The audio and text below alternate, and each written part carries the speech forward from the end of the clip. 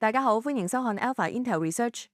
今日我哋要傾嘅主題係證據先於結論，戰爭風險重新定價，核心資產接受壓力測試。隨住海灣衝突局勢升級，能源同利率風險重新成為全球高估值科技股入面一個絕對唔可以忽視嘅重要變數。今次衝突嘅風險傳導鏈非常明確，地緣衝突直接衝擊油價、LNG 同航運成本，緊接住就會推高全球通脹預期，推升長端美債收益率。當自然率上揚，首當其衝嘅就係高估值嘅 AI 基建同半導體板塊。我哋首先基於最新嘅收市數據，對美股三隻核心晶片股進行壓力測試。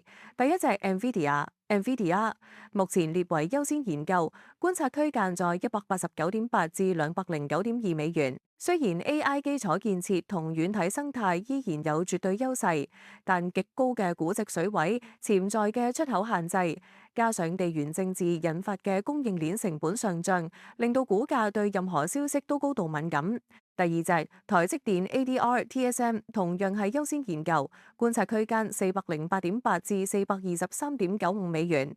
AI 加速器同3納米、2納米先進製程需求依舊強勁，不過過去一年嘅巨大漲幅已經充分反映樂觀預期，市場正密切關注即將在7月16日舉行嘅業績說明會。先進封裝 CoWoS 嘅擴產指引將會係關鍵驗證點。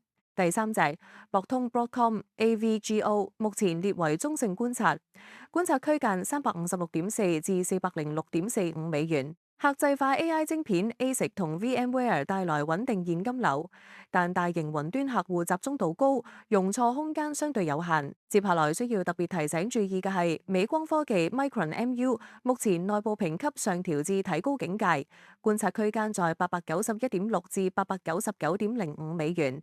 雖然 HBM4 進度同戰略客戶合約支撐盈利，但記憶體行業本身具備強周期性，近期市場價格出現劇烈波動，加上歷史行情數據可能面臨口徑修正，投資者必須防範高位回吐嘅風險。轉睇港股市場，地緣政治資金流動下，邊隻具備防禦屬性？騰訊控股0700HK 屬於優先研究，觀察區間在411到451.34港元。騰訊高品質嘅現金流，加上每日維持高水位嘅股份回購，為股價提供咗紮實嘅下行防禦。雖然近期市場放量下跌，顯示多空分歧，但其營銷服務廣告收入逆勢大增20%，基本盤依然穩固。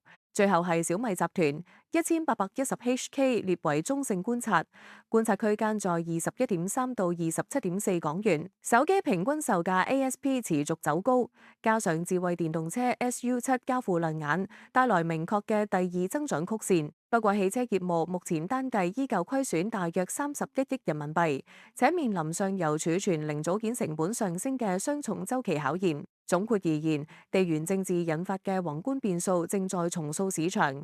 本期報告所提及嘅觀察區間僅供量化技術參考，不構成任何個人化投資建議。市場有風險，實際交易前請諮詢持牌財務顧問。